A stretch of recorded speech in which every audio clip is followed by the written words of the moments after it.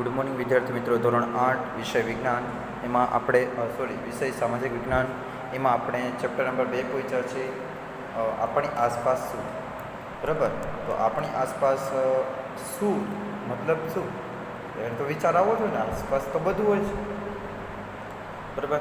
તો આસપાસ તો ઘર, મકાન, સોસાયટી, વૃક્ષો, જંગલો, આકાશ, પાતાળ બધું કયો જે કયો આસપાસ બધું છે. પાતાળ તો નહીં કે ધરતી. તો આ બધું શું છે? વૃક્ષો છે, પાણી છે, વાયુ છે, બરાબર? પછી જોઈએ તો વ્યક્તિઓ છે. આપણી આસપાસ ઘણું છે, હે ને? તો આપણે આ ચેપ્ટરમાં શું શીખશી કે આપણી આસપાસનું જે વાતાવરણ છે એ જો તમે જાણો છો, બરાબર? ને મુખ્યત્વે 3 પાર્ટ કહી શકીએ અને ચોથો પણ કહી શકીએ. 4 પાર્ટ છે, 4 ભાગ છે. એક તો કે મૃદાવરણ મતલબ કે જમીનના ભાગમાં રહેતા વસવાટ કરતા લોકો, મૃદાવરણ. પછી છે કે વાતાવરણ, તો વાતાવરણ તમે જાણો છો તો, બરાબર? પછી વાયુનું બનેલું છે વાતાવરણ. પછી જીવાવરણ, તો મિત્રો તમે જીવાવરણ તો તમે જાણો છો ને. જો આપણે આ બધું આમાં જોશે, મૃદાવરણ, જલાવરણમાં મછલીઓ, જીવજંતુઓ, બતક, ડાળકા તો બધું તમે જોજો જીવ રહે. વાતાવરણમાં શું છે? વાયુ, હે ને?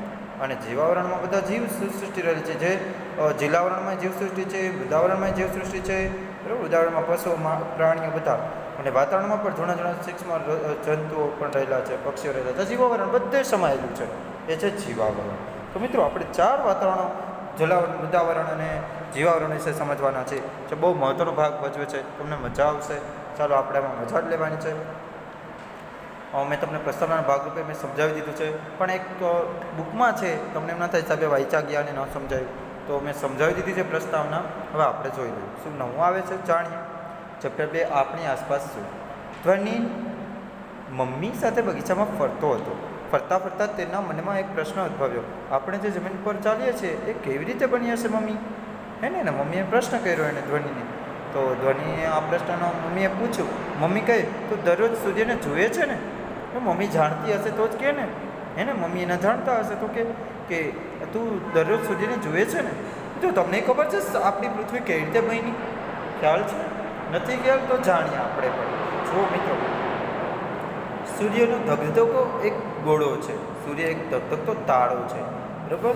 જે પૃથ્વીથી 13 ગણો મોટો છે. તો આને જ કારણે, કેને કારણે? સૂર્યના વિઘટન થયેલા નાના નાના ટુકડાઓ એ અલગ અલગ દિશામાં વિભાજિત થયા આખા આકાશમાં, બરાબર? બ્રહ્માંડમાં. પછી શું થયું? તો બધા ટુકડાઓ એકબીજા સાથે અથડાવા માંડ્યા, ભેગા થવા માંડ્યા. તે ભેગા બધા આગળ કટકા જ હતા, બધા ધગધગતા ગોળા જ હતા જે કટકા થયા એમાં વિકટા. કારણ કે તમે સૂર્ય તપતો આપણે નડિયા કે નથી જોઈ શકતા, તો એની સપાટી એટલી એની સપાટી સપાટ નથી પૃથ્વીની જેમ, બરાબર? એમાં સતત આગના લાવાના દાવા ફૂટતા હોય છે. એની સપાટી એવી છે. તો એમાંથી વિઘટન થયું કરોડો હજારો વર્ષો પહેલાં, બરાબર? તો એના કારણે એમાંથી અનેક ઉલ્કાઓ છૂટી પડી, એના કટકા થયા, એટલે કટકા અલગ અલગ થઈ ગયા. પછી વાતાવરણમાં ભેગા થવા માંડ્યા. તે ભેગા થતાં નવા ગ્રહોની રચના થઈ, જેમાં પૃથ્વી પણ એક છે, બરાબર? એ પૃથ્વીની પણ શું થઈ છે? રચના એ રીતે થઈ છે મિત્રો. કરોડો હજારો વર્ષો સુધી ધગધગતો એક ગોળો હતો, અને એ ગોળો પછી એમાં વરસાદને પાણીને ઠંડુ થવા માંડ્યો વાતાવરણને લીધે. ઠંડુ વાતાવરણને લીધે થવા માંડ્યો. પછી ઉપલી સપાટી શું થવા માંડી? ઠંડી. ગરમમાંથી કેવી થવા માંડી? ઠંડી. હજી પણ પૃથ્વીના પેટાળમાં, એના ગર્ભમાં, એમાં શું રહેલો છે? ધગધગતો લાવા રહેલો છે આજે પણ. તમે જાણો છો ને, લાવા ફૂટે, જમીન પર આવે, ડુંગરોમાંથી ફૂટે ને એમાંથી ફૂટે. તો એ લાવા જ્વાળામુખી ફૂટે ને, એ શું છે? છે જમીનના પેટાળમાંથી, એ જમીનમાંથી આપણે સીધી સપાટ પર આવે છે. તો આ ધ્વનિએ પ્રશ્ન કર્યો એવો વ્યાજબી જ છે, તમને પણ થવો જોઈએ, હે ને? મેં તમને કીધું સૂર્યની રચનામાંથી જે પૃથ્વીની રચના કેવી રીતે થઈ એ જોઈ, બરાબર? ને મમ્મી એ જ કહે છે આપણે પણ જાણીએ. આપણી પૃથ્વી એ સૌર પરિવારનો, જો તું દરરોજ સૂર્યને જોઈએ છે ને, એ કહે છે હા, આ સૂર્યનું પણ એક કુટુંબ છે જે સૌર પરિવાર તરીકે ઓળખાય છે. અને એમાં 9 ગ્રહ, અથવા તો હવે તો 8 છે, કેમ કે પ્લુટો નીકળી ગયો, બરાબર? બુધ, ગુરુ, શુક્ર, મંગળ, ગુરુ, શનિ, યુરેનસ અને નેપચ્યુન. એમાં પ્લુટો હતો એ નીકળી ગયો, બરાબર? સૂર્યના પરિવારમાંથી, કારણ કે એ વૈજ્ઞાનિકો કાઢી નાખ્યો. 9 હતા, હવે 8 જ કર્યો છે. આપણી પૃથ્વી એ સૌર પરિવારનો એક સભ્ય જ છે. પૃથ્વી સૌર પરિવારના સભ્યોની વચ્ચે રહે છે. સૌથી વિશેષ વાત તો એ છે કે આપણા જેવા સજીવોને જીવવા માટે જે જરૂરી એવું અનુકૂળ તાપમાન, પાણી અને હવા માત્ર પૃથ્વીને જ મળેલા છે. કોને મળેલા છે? પૃથ્વીને. તેના પરિવારના અન્ય કોઈ સભ્યો પાસે આ પ્રકારના અનુકૂળતા હોવાના નક્કર પુરાવાનો આજ સુધી મળ્યા નથી. અન્ય પરિવારના જનો એટલે કયા? તો કે શુક્ર, પૃથ્વી, ગુરુ, યુરેનસ, નેપચ્યુન. બરાબર. તો આ પૃથ્વી સિવાય આ બધા છે ને, બધાને આવી રીતે હવા પાણી મળેલા નથી. કોઈને ગરમ છે, કોઈ લાવાથી છે, કોઈ ઠંડો બરફીલો ગ્રહ છે જ્યાં સૂર્યનો તાપ નથી પહોંચતો, માટે ઠંડાશને કારણે બરફીલો બની ગયો છે. તો આ બધી બાબતો બધા ગ્રહોને બધું મળેલું નથી પૃથ્વી સિવાય. આપણે જે તાપ, અગ્નિ, અગ્નિ, પછી જળ, વાયુ બધું મળેલું છે, જે આપણી કુદરતી દેન છે. પછી જુઓ, સામાન્ય રીતે એવું માનવામાં આવે છે કે પૃથ્વી સૂર્યમાંથી છૂટી પડી છે. આવું મેં હમણાં તમને કહ્યું ને કે સૂર્યમાંથી ધગધગતા ગોળામાંથી છૂટી પડી છે. જ્યારે તેનો ઉદ્ભવ થયો ત્યારે તે અગનગોળા રૂપમાં હતી. આ અગનગોળો ધીમે ધીમે કેવો પડવા માંડ્યો? વાતાવરણને કારણે ઠંડો. તેના કેટલાક તત્વો પહેલાં પ્રવાહી સ્વરૂપમાં અને ત્યારબાદ ઘન સ્વરૂપમાં રૂપાંતર પામ્યા. આ પ્રક્રિયા દરમિયાન જે તત્વોનું ઘન સ્વરૂપમાં રૂપાંતર થયું તેને આપણે શું કહીએ છીએ? મૃદાવરણ. જુઓ, અહીંયા શું કહે છે? તેના કેટલાક તત્વો પહેલાં પ્રવાહી સ્વરૂપમાં અને ત્યારબાદ ઘન સ્વરૂપમાં. ઘણા એવા તત્વો છે જે પ્રવાહી સ્વરૂપમાં છૂટા પડ્યા, પછી શેમાં આવ્યા? ઘન સ્વરૂપમાં, એટલે કે જમીન સ્વરૂપમાં રૂપાંતરિત થયા. પહાડો, પથ્થર, ખડકોમાં રૂપાંતરિત થયા ઠંડા પડતા. આ પ્રક્રિયા દરમિયાન જે તત્વનું ઘન સ્વરૂપમાં રૂપાંતર થયું તેને આપણે મૃદાવરણ કહીએ છીએ. બરાબર? તમને સમજાઈ ગયું હશે? જેનું આપણે ઘન સ્વરૂપમાં રૂપાંતર થયું, આ ઘન સ્વરૂપ છે, એને આપણે શું કહીએ છીએ?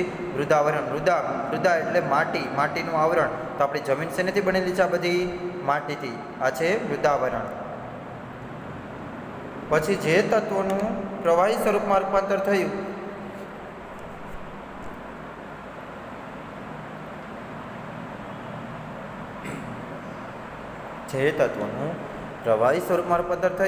તે છે જલાવરણ. તો મિત્રો આપણે એ પણ જોઈ લઈએ. પ્રવાહી સ્વરૂપમાં રૂપાંતર થયું એ કયું છે? વરસાદને કારણે અને પાણીના જળને કારણે સમુદ્રમાં જે સાગરોના જળ છે એ બધું એ જલાવરણ છે. બરાબર? એ જલાવરણ પ્રવાહી તત્વો છે. પછી જે તત્વો વાયુ સ્વરૂપમાં રૂપાંતર પામ્યા તે વાતાવરણ તરીકે ઓળખાય છે. આ મેન 3 વાતાવરણ. બરાબર? જેમાં nitrogen, phosphorus, helium, carbon dioxide, oxygen, આ બધા વાયુ રહેલા છે. જીવજંતુઓ પણ રહેલા છે. આ છે વાયુ, વાતાવરણ, જે પૃથ્વીની આસપાસ વીંટાળેલું છે, જેનાથી આપણે જીવસૃષ્ટિ જીવીન છે. વાતાવરણથી અને જલાવરણથી. અને ઘનાવરણ પણ, એનાથી આપણે વસવાટ કરીએ છીએ ને. અને વળી રહેવા માટે કઠણ સપાટી, એટલે કે મૃદાવરણ, ઘનાવરણ, જે આપણે કહીએ છીએ રહેવા માટે કઠણ સપાટી, પીવા માટે ચોખ્ખું પાણી, પછી અને શ્વાસ લેવા માટે હવા. હે ને? શ્વાસ લેવા માટે આપણે હવાઈ મળેલી છે ને. તો હવા પણ કેમાંથી પૂરી પાડે છે? આપણે વાતાવરણમાંથી. હે ને? આ વાતાવરણમાંથી હવા આપણે પૂરી પાડે છે, વાતાવરણ પૂરું પાડે છે. વળી રહેવા માટે કઠણ સપાટી, પીવા માટે પાણી અને શ્વાસ લેવા માટે હવા મળી રહેતા પૃથ્વી પર જીવસૃષ્ટિ વિકાસ પામી. બધું મળી રહ્યું. પછી એમાં શું અસ્તિત્વમાં આવ્યા? નાના જીવો. પછી માનવ સૃષ્ટિ અસ્તિત્વમાં આવી.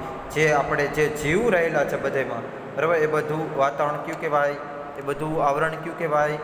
જીવાવરણ. કયું કહેવાય મિત્રો? જીવાવરણ. જેમાં જીવાવરણ તમે કહેશો એનો ભાગ ક્યાં હોય? તો વાતાવરણમાં પણ જીવસૃષ્ટિ રહેલી છે. જોઈ રહ્યા પક્ષી ને બધા જીવ, ઝીણા તંતુઓ, રજકણો, બધામાં જીવસૃષ્ટિ રહેલી છે.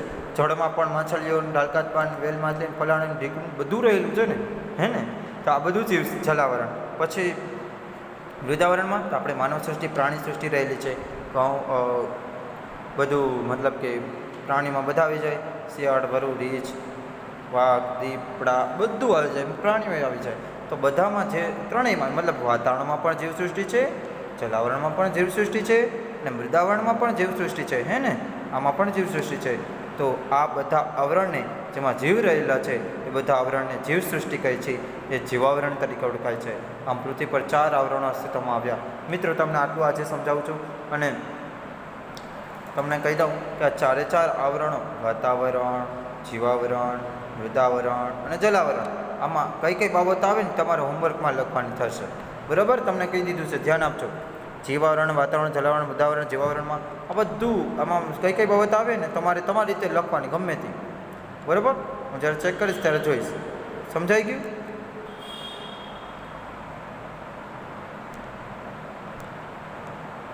હવે જોઈએ આપણે મૃદાવરણ, લિથોસ્ફેર. તો આપણે પૃથ્વીના જે ભાગ ઉપર વસવાટ કરીએ છીએ તે ભાગને મૃદાવરણ કહીએ છીએ, જે ઘન આવરણથી બનેલો છે. આ મૃદાવરણ છે.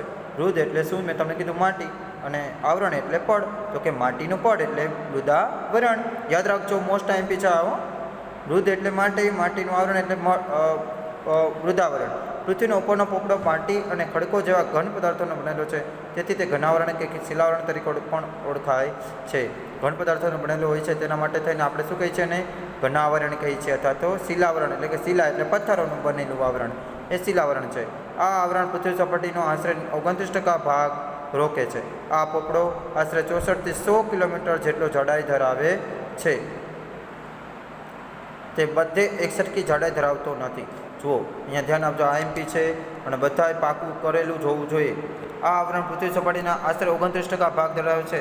તો 71% ભાગ શેનો છે? જલાવરણનો. ધ્યાન આપજો, 71% ભાગ પૃથ્વીમાં પાણી છે. તમે દૂધિયા પૃથ્વીનો ગોળો જોયો હશે, આખો દૂધિયા લાગે, તો એ દૂધિયા શું છે? પાણી છે. અને 29% ભાગ જ આપણા ખંડો રહેલા છે. એશિયા, એન્ટાર્કટિકા, આફ્રિકા, બરાબર, અમેરિકા, ઓસ્ટ્રેલિયા, આ બધા ખંડો રહેલા છે. તો એ 29% ભાગમાં જ છે. મિત્રો જમીન કેવી છે? માત્ર 30 નથી, 29%. 30% પૂરી નથી, 29% છે. બાકીના 71% રહ્યા. 29 ને 71 એટલે 100% થાય. એમાં પાણી રહેલું છે 71%માં. 29માં જ આપણે શું રહેલી છે? જમીન રહેલી છે. આ પોપડો આશરે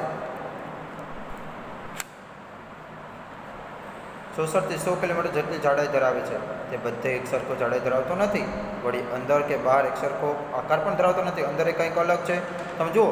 અને બહાર પણ ક્યાંક સપાટી, ક્યાંક મેદાન, ક્યાંક રણ પ્રદેશ, ક્યાંક ડુંગરાળ પ્રદેશ, ક્યાંક ટેકરીઓવાળા, ક્યાંક ગિરિમથકો. તો એવું બહારની સપાટી જુઓ, બધી અલગ છે. અને અંદર જુઓ, અંદર અમુક ભાગ છે, અમુક ટકા 64 થી 100 કિલોમીટર જેટલી જાડાઈ ધરાવે છે. વિચાર કરો. તો અમુક ભાગ છે એમાં જમીન માટીયાળ છે, અમુક ભાગ પછી માટીયાળ પછી તમે જુઓ ડાર્ક ખુદાવતા હશે પાણી માટે, ડંકીનો કે કોઈ પણ. તો એમાં જુઓ તમે પછી ઓલા ગોલ ગોલ પથ્થરો નીકળે, ખડકો. તો આ બધા પથ્થરો કેવા છે? આ બધા ખડકો કેવા છે? તો એ ખડકો જ એ છે, અલગ છે ને. પેલે માટી, પછી ખડકો, પછી ખનિજો, પછી લાવા. આવા ઘણા સ્વરૂપો છે. અંદર જાઓ તો પાણી રહેલું છે, પછી લાવા રહેલો છે. તો આ બધી કુદરતી રચના કેવી સરસ છે, હે ને? તો બધામાં અંદર ને બહાર એક સરખી એકરૂપતા છે નહીં. ક્યાંક ઉચ્ચ પ્રદેશો છે, ક્યાંક મેદાનો છે, ક્યાંક નાના મોટા પર્વતો છે. વળી સપાટી શરૂ કરીને આપણે જેમ ઊંડે જતા જઈએ તેમ તાપમાનમાં પણ વધારો થતો જાય. વિચાર કરો, જેમ ખોદતા જાઓ તેમ તાપમાન વધે. જમીનમાં ખાડો ખોદતા જાઓ ને એમ તાપમાન વધે. આનું કારણ શું કયો જોઈએ મિત્રો? આપણે એમને વાંચે ને જાઓ, અહીંયા સમજો ખાસ, બરાબર. એનું કારણ એક જ છે મિત્રો. શું? તો કે અંદર જમીનની અંદર શું રહેલો છે? લાવા, હે ને? મેઘના રહેલો છે. મેઘના એને કહેવાય લાવા. તો એ સૂર્યમાંથી અલગ પડેલી છે એવું માનવામાં આવે છે. તો માટે એ ઠંડી પડતી ગઈ, પણ અંદરનો જે લાવા છે એ ઠંડો થયેલો નથી, એ ધગધગતો રહે છે. માટે આપણે ઊંડા ખોદતા જાય તો પછી એની ગરમીમાં, તાપમાનમાં શું થાય છે? વધારો થાય છે. પૃથ્વીના પેટાળમાં રહેલા ખડકોના પીગળેલા રસને મેગ્મા કહે છે. મેગ્ના, બરાબર. મેગ્મા એટલે ભૂરસ. ભૂ એટલે જમીન, રસ એટલે રસ. તો ભૂનો રસ, જમીનનો રસ એટલે મેગ્મા એટલે લાવા. પૃથ્વીના અંદર કેટલાક વાયુઓ પણ રહેલા હોય છે, જે ગરમ થતાં ઉપરની તરફ દબાણ કરી બહાર નીકળવાનો પ્રયત્ન કરે છે, બરાબર. ઘણા એવા વાયુઓ રહેલા છે જે ગરમ થવાથી શું થાય છે? ઉપરની તરફ તમે જુઓ લૂ લાગે છે. કેના કારણે? તાપને, જમીનમાં લૂ લાગે. તો બધું જમીનનું તાપમાન અને ઉપરનું સૂર્યનું તાપમાન, એના કારણે આપણે તાપમાન ડિગ્રીમાં વધારો થાય છે, જેનાથી ઘણા લોકોના મૃત્યુ પણ થાય છે, બરાબર, આ દબાણને કારણે.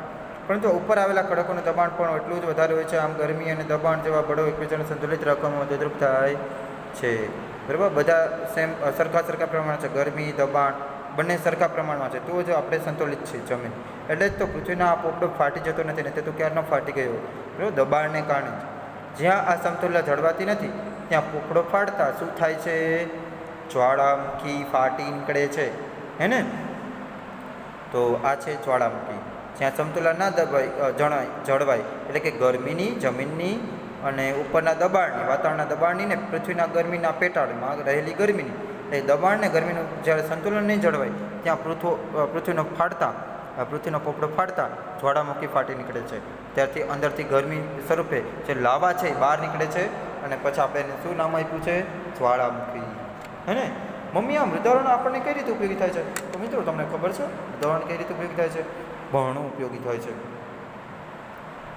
આવતા લેક્ચરમાં જોશું, પણ આપણે અત્યારે આ જોઈ લઈએ. મૃદાવરણમાં જે લાવા મૃદાવરણ છે, બરાબર, જો મૃદાવરણ ના હોય તો આપણું ઘર શાના પર બાંધી શકીએ? એને એટલે કે જમીન જ ના હોય તો આપણે ઘરે આપણું રહેઠાણ કેવું? શક્ય જ નથી. પીવાનું પાણી કે ખોરાકમાં, ખેતી, ઉદ્યોગ ધંધા માટે જરૂરી ખનિજો કે પક્ષી, જંગલો એ મૃદાવરણ વગેરે કઈ રીતે શક્ય છે? પીવાનું પાણી પણ પૃથ્વી ઉપર રહેલું છે ને, પાણીના તળમાય છે ને જલાવરણ છે, તો જલાવરણ નીચે સપાટી નથી તો જ પાણી રહેલું છે ને, નીચે તળિયું તો હોય ને. તો એના માટે પણ કયું આવરણ આભારી છે?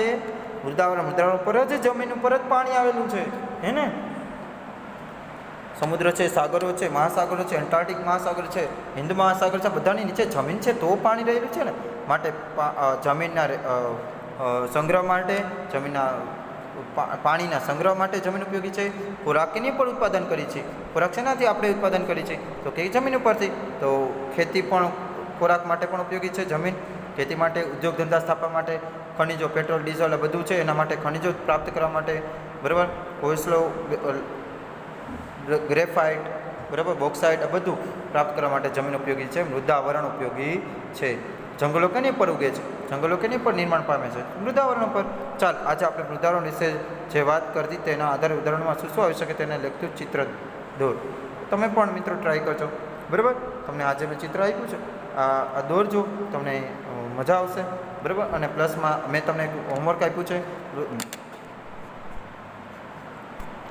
2 મિનિટ. જીવાવરણ, જલાવરણ, મૃદાવરણ અને વાતાવરણ, આ 4 જીવાવરણ સહિત બધામાં કઈ કઈ વિગતો આવે તમારી રીતે લખજો, નોંધજો. અને આજે જે સમજાવ્યું મૃદાવરણ છે ને આખું વ્યવસ્થિત મુદ્દા પર વ્યવસ્થિત લખજો, બરાબર. એક સુંદર અક્ષર એને પાકું ફરજિયાત કરવાનું છે. તમારું સ્વાસ્થ્યનું ધ્યાન રાખજો. ચાલો, ગુડ બાય.